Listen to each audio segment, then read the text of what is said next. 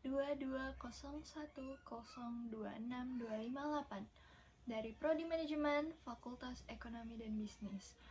Video ini diperuntukkan untuk tugas dari mata kuliah ekonomi manajerial mengenai oligopoli dan pasar persaingan sempurna. Mari kita masuk ke penjelasannya. Baik, kita masuk kepada materi mengenai pasar persaingan sempurna, di mana saya mengambil objeknya itu perusahaan PT Indo Beras Unggul. Maka dari itu saya akan menjelaskan mengenai pasar persaingan sempurna dulu, yaitu pasar persaingan sempurna merupakan pasar di mana banyak penjual dan pembeli berinteraksi dengan produk yang ditawarkan bersifat homogen atau tidak memiliki diferensiasi. PT Indo Beras Unggul adalah salah satu produsen besar yang beroperasi di pasar ini. Sebagai produsen besar, mereka menghadapi dinamika pasar yang unik, di mana harga tidak dapat ditentukan secara individu oleh perusahaan, tetapi sepenuhnya ditentukan oleh mekanisme pasar, yaitu berdasarkan permintaan dan penawaran. Lalu, mengapa PT Indo Beras Unggul saya kategorikan dalam pasar persaingan sempurna? Pertama, produk utamanya adalah beras, yang secara umum dianggap homogen oleh konsumen.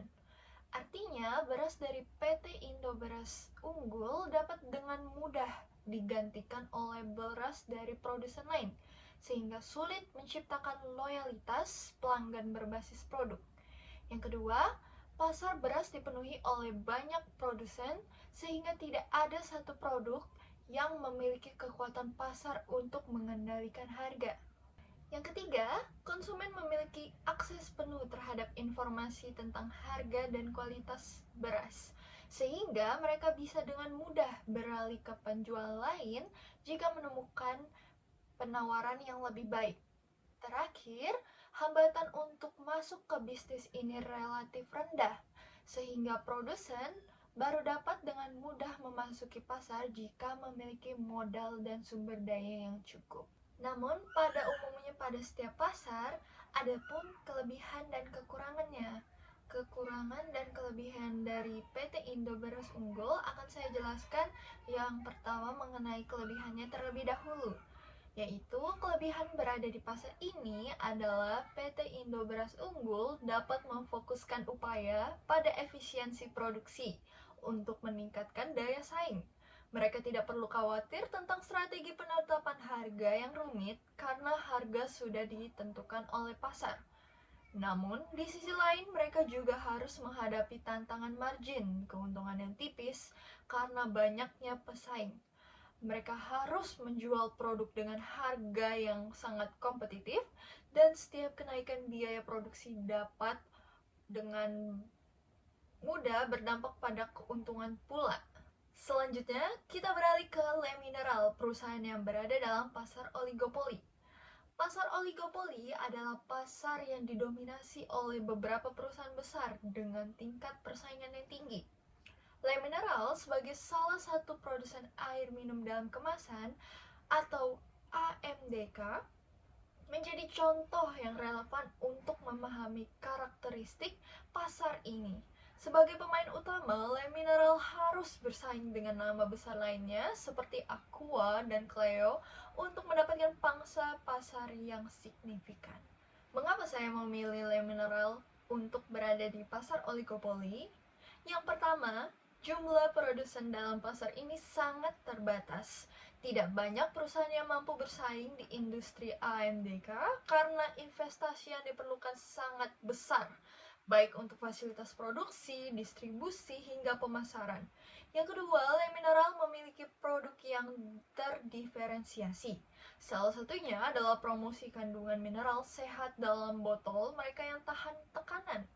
Diferensiasi ini memberikan keunggulan kompetitif dibandingkan dengan pesaingnya.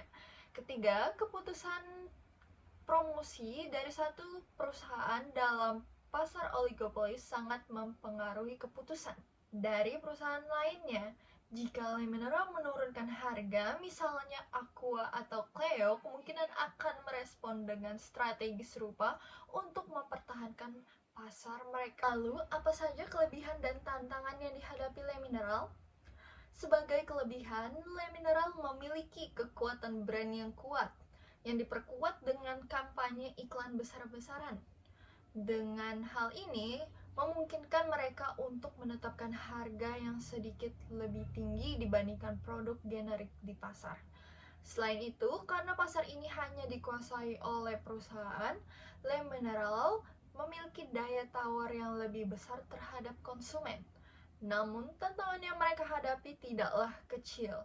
Kompetisi ketat dengan pemain besar lainnya membuat perusahaan ini harus terus mengeluarkan biaya besar untuk inovasi dan pemasaran.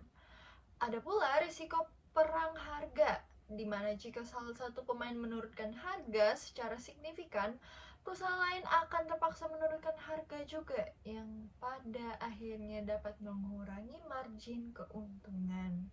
Sekian video dari saya. Mohon maaf jika ada kesalahan kata ataupun tindakan. Terima kasih dan sampai jumpa.